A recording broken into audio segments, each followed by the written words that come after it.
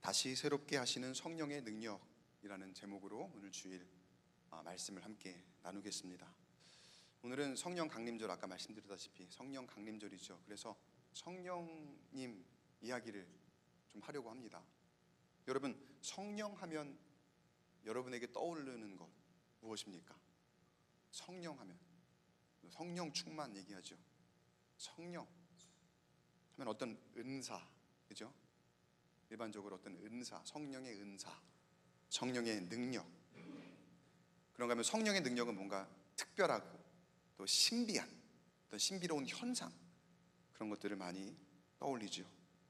또 신비로운 어떤 변화, 급격하게 우리 삶에 찾아오는 변화. 맞습니다.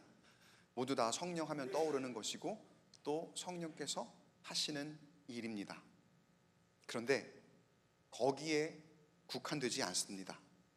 여러분, 성령은 전지전능 그리고 무한하신 하나님의 영입니다. 믿으십니까?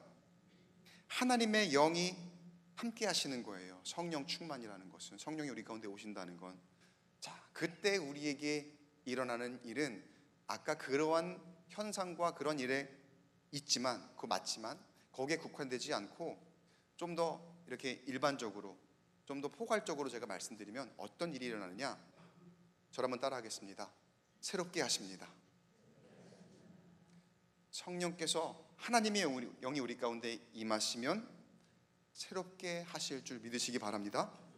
그러면 새롭게 된다는 의미는 여러분 어떻게 보십니까? 누구나 새로운 것을 추구하잖아요.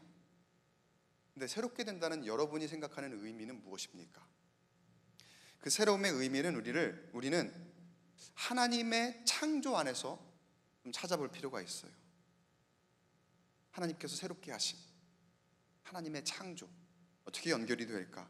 여러분, 하나님의 창조를, 여러분, 라틴어 용어가 있어요. 라틴어 용어가 있는데 이런 말 들어보셨어요? 크레아티오 엑스 니힐로. 이게 creation out of nothing 이라는 뜻이거든요. 그래서 무에서 유를 창조한다. 엑스 니힐로 out of nothing인데, 저걸 한번 여러분이 잘 기억해 보세요. 나중에 어디서 이거 많이 봤던 건데 라고 하면 이거는 무에서 유구나, 일반적으로 되게 많이 쓰이는 그런 용어거든요. 하나님께서 무에서 유를 만드신 것을 우리가 창조라고 합니다. 그게 창조라는 원래의 뜻이에요. 그런데 우리가 사람들이 세상에서 창조의 속성을 표면적으로만 생각하니까 어떤 현상이 일어나느냐, 인간이 창조를 흉내내려고 합니다. 그래서 무언가 새로운 것만 있으면 그게 마치 어떤 창조의 어떤 행위이고 또 창조의 현상인 것처럼, 그래서 무언가 새로운 것으로 자꾸 채우기만 하면 괜찮은 것처럼, 그냥 뭔가 새로운 것이 있으면 그걸 자꾸 내가 획득하기만 하면 그것으로 진짜 새로워지는 것처럼 생각을 하죠. 그런데 어떻습니까? 그러면 그럴수록 세상의 새로운 것, 그리고 세상의 새로운 생각으로 아무리 많이 채우려고 해도 더 공허해집니다. 아니, 날마다 새롭게 한다고 하는데, 날마다 새로운 계획을 세우고 날마다 새로운 것으로 바꾸고 날마다 그러는데 왜 채워지지 않고, 왜 정작 새롭게 되는 것 같지 않고, 왜 더 공허할까? 그런 창조의 모양은 그저 명목상의 창조, 그러니까 흉내만 내고 있는 그런 창조이기 때문입니다. 여러분, 하나님의 창조 안에 본래의 의미는 질서입니다. 무질서한 것들, 어지러운 것들이, 혼돈한 것들이 제대로 자리를 잡는 것, 그리고 그 가운데 다시 질서를 만들어가는 것, 유지하는 것. 여러분, 유튜브 동영상 많이 보시죠? 많이 안 보세요? 많이 보실 거예요 아마. 근데 그 동영상 컨텐츠 제작하는 사람들을 뭐라고 부르는지 아세요? 놀라지 마세요. 크리에이터라고 합니다. 하나의 용어가 됐어요. 그런 사람들을 통칭해서 동영상 제작자, 유튜브 크리에이터. 근데 여러분, 크리에이터라는 뜻이 번역하면 무슨 말입니까? 창조자거든요. 원래는 창조자는 하나님밖에 안 계세요.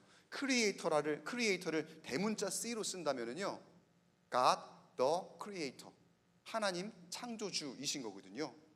그러니까 창조자는 원래 하나님밖에 없어요. 근데 우리가 그 창조의 모습을 흉내내고 있더라는 거예요. 그런 가운데에서 창조의 영역은 굉장히 성스럽고 영적인 것인데, 우리가 우리 안에 너무나 쉽게 인간적이고 가공 가능한 것으로 만들어 버릴 때가 많더라는 거예요. 그래서 이것도 창조고 저것도 창조고 다 창조인 것 같아. 그런데 왜 공허하지? 근데 왜 이렇게 무질서하지? 근데 왜 이렇게 새롭게 된다고 하는데 정작 새롭지는 못하지? 그런 마음이 우리 가운데 들지 않습니까? 근데 여러분, 사실 창조의 개념, 하나님의 창조의 개념은 우리가 말하는 것처럼 새로운 것을 그냥 만들어내고 빈자리를 채우는 정도의 그런 개념이 아닙니다. 창세기 1장 2절에 이렇게 말씀하시죠. 땅이 혼돈하고 공허하며 흑암이 깊음 위에 있고 하나님의 영은 수면 위에 운행하시니라. 혼돈과 공허, 그리고 흑암, 빛이 없는 상태인 어둠, 그리고 매우 어두운 어둠, 흑암, 그리고 질서가 없는 상태인 혼돈과 공허. 이 유가 있기 전, 그러니까 하나님이 창조하신 무언가가 있기 전, 우리가 보통 이야기하는 무의 상태가 딱 그런 상태였던 거예요. 어둠, 혼돈, 무질서. 그런데 하나님께서 창조하심으로 어떻게 하셨습니까? 빛을 만드셔서 어둠이 물러가게 하셨고, 낮과 밤을 만드셨고, 물과 땅을 만드셨고, 가축들의 암과 수를 만드셨고, 다스리는 사람을 만드시면서 점점 그 가운데 질서를 잡으셨습니다. 근데 제가 이야기를 드리는 분명 이유가 있어요. 이 이야기를 드리려고 그러는 거예요. 여러분, 그런 가운데 그때 어떤 존재가 말씀 가운데 최초로 등장을 합니까? 다시 한번 말씀 한번 띄워줘 보세요. 방금 1장 2절에 어떤 존재가 말씀 최초로 등장을 합니까? 하나님의 영. 하나님의 영. 처음부터 계셨던 하나님의 영, 곧 성령께서 여러분 지금 오늘 이 시간 우리 가운데 함께 계시는 줄 믿으시기 바랍니다. 성령 여러분, 창조의 능력입니다. 성령은 우리 가운데 오셔서 하시는 일이 창조라는 거예요. 그리고 그 창조를 통해서 혼돈과 공허 속에 있어야 할 것이 제자리를 찾아가게 하셨고, 그렇게 질서를 잡아주셨습니다. 이 땅과 대자연, 그리고 사람들 안에서의 창조의 모습입니다. 그런 것 같아요, 여러분. 있어야 할 것들이 제자리에 있을 때, 그리고 제 기능하고 제가 그 가치가 원래 본래의 가치를 잘 찾아 있을 때, 그때가 제일 좋죠. 그때가 제일 멋지고 그때가 제일 아름답죠. 딱 그 모습답게 그렇게 있을 때. 근데 우리 세상을 보면은 참 많이 제자리에 있어야 할 것이 있지 못하고 참 너무나 많이 혼란스럽고 혼돈 가운데, 마치 하나님이 창조하시기 전의 모습과 같은 그런 어둠 가운데 있을 때가 참 많은 것을 봅니다. 제자리를 잡아가는 것이 간절합니다. 혼돈의 일상 속에 다시 질서를 세우는 것. 근데 여러분, 그걸 가능하게 하는 능력이 있습니다. 그런 가운데 우리를 다시 새롭게 하시는 능력이 있습니다. 그건 바로 성령의 능력인 줄 믿으시기 바랍니다. 오순절날, 신약성경 사도행전에 보면은 오순절날 성령께서 임하셔요. 여러분, 우리가 성령의 임재를 갈망한다면 이 오순절날 사도행전의 이 사건을 주목해야 합니다. 그때 오순절날 성령께서 임하실 때 사람들이 무엇을 하고 있었는지 사도행전 2장 1절을 한번 보면은요, 2장 1절을 한번 같이 읽어볼까요? 사도행전 2장 1절 시작.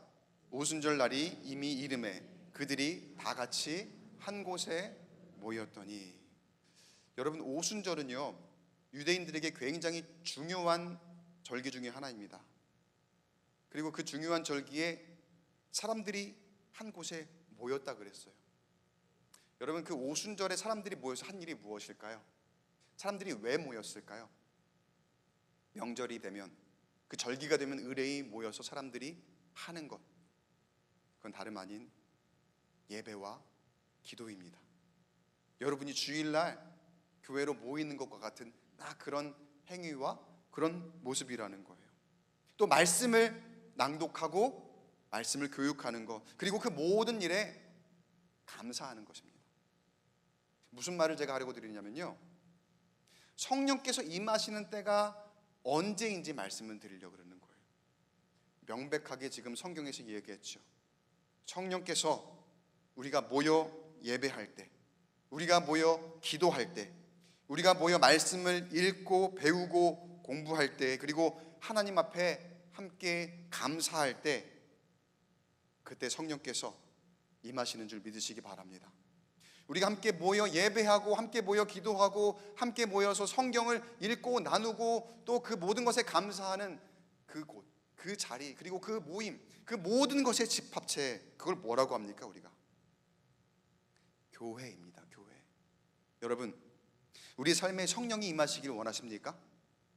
원하십니까? 그렇다면 여러분, 교회가 되시기 바랍니다. 교회로 모이시기 바랍니다. 그리고 모이시면 예배하시고 함께 기도하시고 그 말씀 안에 함께 은혜 받으시길 간절히 축복합니다. 그러면 그 안에 주님께서 임재하시고 크신 능력으로 우리의 삶 가운데에 함께 하실 줄 믿습니다. 자, 그런데 오늘 이 제가 소개해드리는 사도행전 말씀 가운데에서 성령이 임하시면 무슨 일이 일어나는가에 대한 소개도 좀 더 드려야 되거든요. 사도행전 2장에 일어나는 현상을 우리가 보통 방언이라고 합니다. 방언. 1차적으로는 방언이라 하면 다른 언어를 말하게 되는 것입니다. 근데 제가 지금 1차적으로는 이라고 드리는 이 말씀의 이유를 조금 후에 말씀을 드릴게요. 1차적이라고 하는 이유가 있어요. 여러분, 방언의 은사가 너무나 중요합니다. 방언의 은사, 방언을 받는다는 것. 그런데 우리가 이 방언의 은사에 대해서 오해하는 게 있어요. 여러분은 방언의 은사를 왜 사모하십니까? 왜 방언 기도를 하시며, 그리고 또 왜 방언 기도를 하고자 하시며 방언의 은사를 기대하고 계십니까? 뭐 여러 이유가 있을 거예요. 하나님과 내가 더 긴밀하게 소통할 수 있어요. 그리고 내가 좀 더 자유롭게 기도할 수 있어요. 방해받지 않고. 그리고 내가 더 집중해서 하나님 앞에 기도하며 소통하는 그런 것이 내가 방언을 기대하는 것이고, 그리고 내가 방언을 바라는 그런 이유입니다. 사모하는 이유입니다. 많은 분들이 그렇게 이야기를 해요. 근데 그것도 맞지만 그게 다가 아닙니다. 진짜 방언의 의미가 무엇인지, 그리고 진짜 은사란 무엇인지, 진짜 성령께서 임하셔서 성령께서 역사하실 때에, 그때에 우리에게 나타나는 하나님이 바라시는 바는 무엇인지 제가 말씀을 드릴게요. 오순절에 모여서 예배하고 기도하는 가운데 갈릴리 사람들의 입에서 자신들의 언어가 아닌 다른 말들이 터져 나오기 시작을 했죠. 방언이 터진 겁니다. 그런데 성경에서 이 방언에 대한 초점을 누구에게 맞추고 있는지 한번 보세요. 제가 사도행전 2장 4절을 한번 보면은요, 사도행전 2장 4절을 우리 한 목소리로 같이 한번 읽어보겠습니다. 시작. 그들이 다 성령의 충만함을 받고 성령이 말하게 하심을 따라 다른 언어들로 말하기를 시작하니라. 자, 분명히 성령의 말하게 하심을 따라서 방언을 하게 되었습니다. 그러니까 분명히 성령의 능력으로 주신 은사가 맞지요. 근데 여기까지만 놓고 보면 이건 그냥 현상에 불과합니다. 우리가 알고자 하는 것은 방언을 왜 주셨는가, 왜 성령께서 방언을 하게 하셨는가, 이거거든요. 근데 내가 그냥 말하는 것, 말하게 하려고 그렇게 방언을 주신 건 아니거든요. 그럼 성령께서 왜 다른 언어들을 말하게 하셨는가? 이 은사의 목적이 중요하다는 겁니다. 그 다음의 내용을 보면은요, 오순절 절기를 위해서 여러 다른 나라에서 예루살렘을 찾아온 유대인들을 소개합니다. 그 사람들은 이른바 이민자들입니다. 그 유대 예루살렘 지역에 살고 있는 사람들이 아니라 다른 지역에 이민으로 살고 있는 그런 사람들이라는 거죠. 그러니까 민족성, 정체성은 유대인이지만 그들이 나고 자란 곳은 다른 그런 외국인 교포들인 거죠. 그러니까 2빈, 2세, 3세 교민들 같은 거예요. 그러니까 그들은 예루살렘 본토에 살고 있는 히브리파 유대인들의 언어를 알지 못하는 그런 사람들이 지금 여기 함께 모여 있다는 거예요. 저 이민 다른 나라의 2세, 3세들이 한국말 서툰 것과 마찬가지라고 여러분 보시면 이해가 쉬울 거예요. 그런데 성령이 말하게 하심을 따라 다른 언어들로 말하게 된 이 현상이 어떻게 연결이 되는지 한번 말씀을 보겠습니다. 사도행전 2장 11절 말씀을 화면을 보시고 화면의 말씀 한번 같이 읽어볼게요. 사도행전 2장 11절 시작. 우리가 다 우리의 각 언어로 하나님의 큰 일을 말함을 듣는도다 하고, 여기서 우리는 이제 그 히브리어, 여기 예루살렘에 원래 있는 갈릴리 사람들, 이 사람들의 언어를 모르는 그 이민자들, 각 다른 나라에서 온 유대인들을 말하는 거예요. 이 사람들이 뭐라고 해요? 막 여기저기서 방언이 터지는데 그거를 자기들의 언어로 알아듣기 시작했다는 거예요. 이 사람들 우리말 모르는 사람들인데, 그리고 나는 저 사람들이 하는 말을 알아듣지 못해야 정상인데 저 사람들이 내가 알아듣는 말로 지금 막 무언가를 말하고 있어요. 이게 여러분 성령의 능력으로 방언을 말하게 하심의 진짜 목적이라는 거예요. 여러분, 방언은 다시 한번 단순히 다른 언어를 말함이 아닙니다. 그리고 성경에 분명히 그 은사를 주신 목적이 누구를 위함인지가 드러나죠. 그 방언을 말하는 사람이 아니라 방언을 듣는 사람. 그렇다고 여러분 우리가 방언의 은사를 받고 방언의 기도를 하는 그게 남한테 막 들려야 된다, 그런 의미로 말씀드리는 게 아니에요. 하나님께서 주시는 은사의 진짜 의미가 무엇인가, 하나님이 그 은사를 통해서 뜻하시는 바가 무엇인가를 제가 여러분에게 말씀을 드리는 거거든요. 이걸 다시 해석을 하면 여러분, 방언은 1차원적으로는 우리가 배우지 않은 그 어떤 다른 언어를 성령의 능력으로 말하고 그 언어로 기도하는 것, 그 현상, 그 정도라고 한다면, 그보다 더 넓고 다른 차원의 해석은 방언이란 하나님을 알지 못하는 사람이, 하나님 하시는 큰 일을 알지 못하는 사람이 성령의 능력을 따라 은사 받은 사람을 통해서 그것을 알게 된다면, 여러분, 그 모든 말과 그 모든 행위 일체가 방언이라고 할 수 있다는 거예요. 여러분, 이해되세요? 내가 어떤 다른 언어를 어느 날 갑자기 성령의 은사를 받아갖고 내가 다른 배우지 않은 언어를 막 말하는 게 아니라 하더라도 나의 생각과 나의 말과 나의 행동과 모든 것을 통해서 하나님의 큰 일을 알지 못하는 어떤 사람이 나를 통해서, 나에게 주신 성령의 감동을 통해서 그 사람이 하나님을 알게 된다면, 여러분, 그게 다름 아닌 방언이며 그보다 훨씬 더 위대한 하나님의 은사라는 거예요. 분명히 아까 사도행전 2장 11절에 그 사람들이 우리가 우리의 각 언어로 하나님의 큰 일을 말함을 듣는도다 고백했거든요. 그리고 놀랐거든요. 그동안엔 하나님의 큰 일을 몰랐어요. 근데 성령께서 임하실 때에 방언의 역사와 은사를 통해서 알지 못했던 사람들이 하나님을 알게 되고, 그냥 하나님을 알게 되는 것이 아니라 그 큰 일을 알게 된 줄 믿습니다. 우리가 보통 방언을, 성령의 은사를 내가 나와 하나님과의 소통, 그렇게 얘기하기 쉬운데, 여러분 진짜 소통은요, 하나님과 나와의 소통에 그치지 않고, 그리고 진짜 하나님이 나에게 원하시는 소통은요,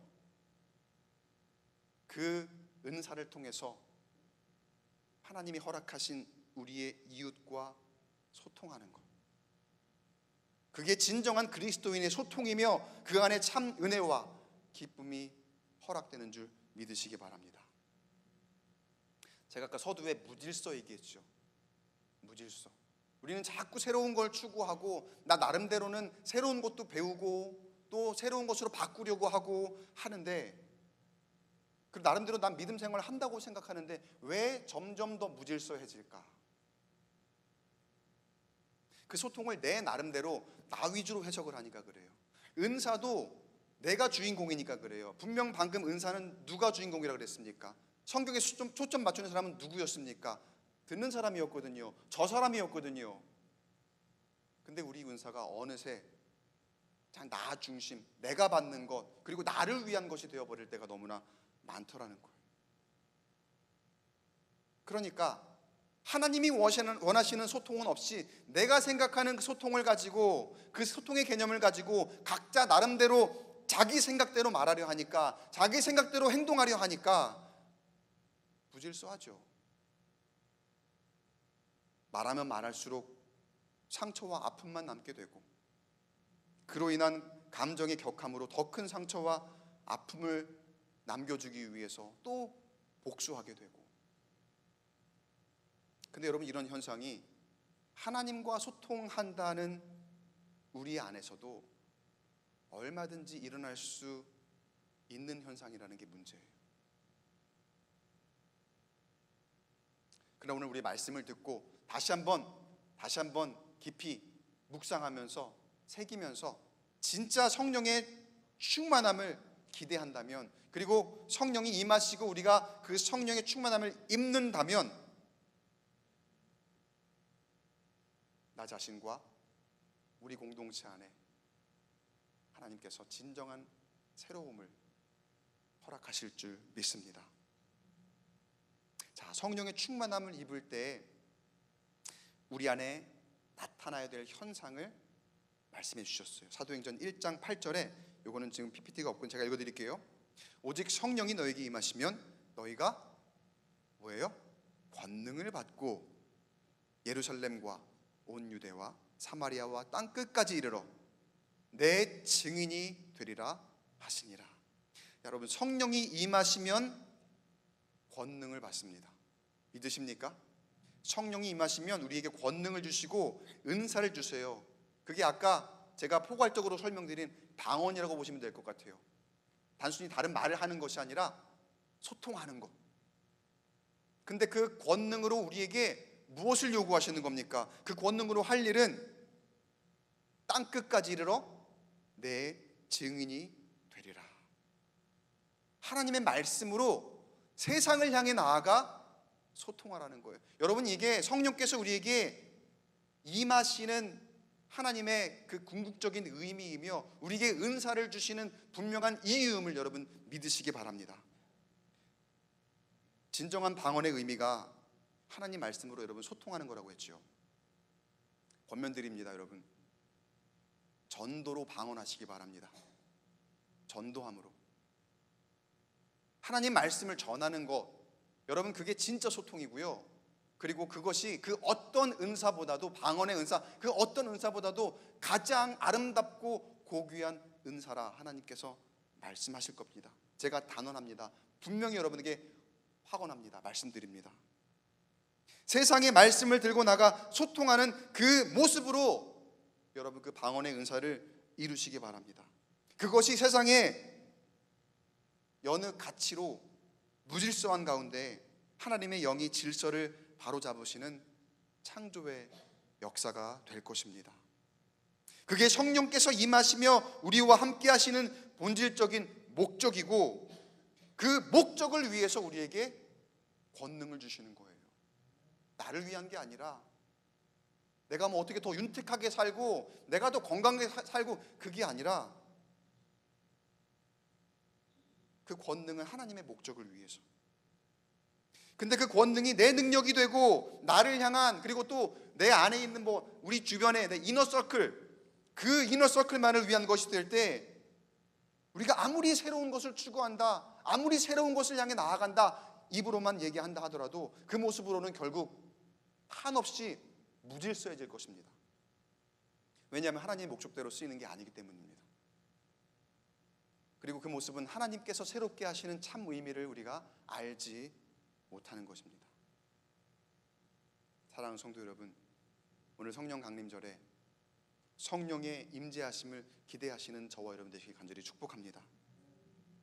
그리고 그 주시는 하나님의 능력을 가지고 무엇을 해야 할 것인가, 하나님 앞에 늘 길을 묻고 고민함으로 묵상하는 우리가 되기를 바랍니다.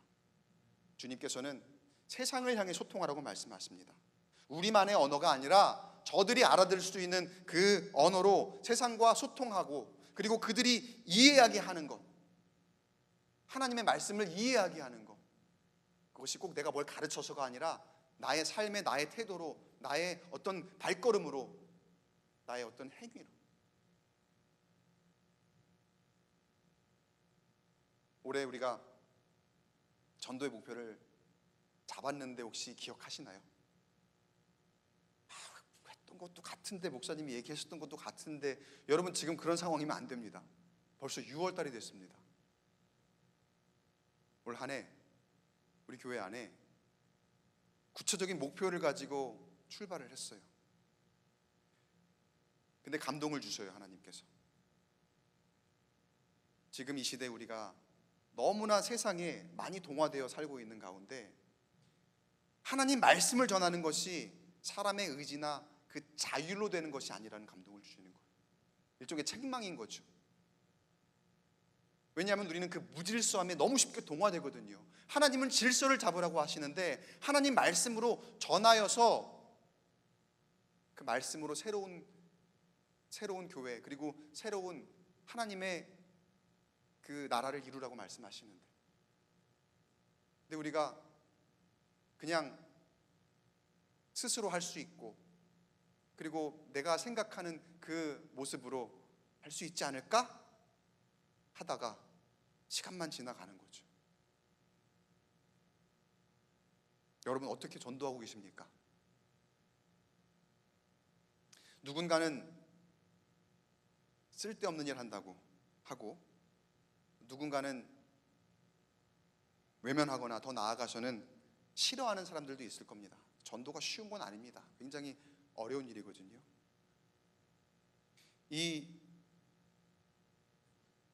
성령의 은사를 받고 방언을 이야기하며 그때 알아듣지 못하는 사람들이 하나님의 행하시는 큰 일을 듣게 된 그 현상을 보고도, 그걸 보고도 분별하지 못하는 사람들, 그리고 이해하지 못하는 사람들은 아주 다른 이야기를 했습니다. 비난을 하거나 정죄를 하거나. 사도행전 2장 13절에 보면은요, 이렇게 나와요. 어떤 이들은 조롱하여 이르되 그들이 새 술에 취하였다 하더라. 여기서 어떤 이들은 누굴까요? 하나님의 큰일 말함을 알지도 못했고, 그리고 듣지도 못하는 사람들인 거예요. 그러니까 잘 모르는 사람들은 그냥 이게 소음으로 들리고, 영적으로 깨어있지 못하면 능력을 분별하지 못합니다.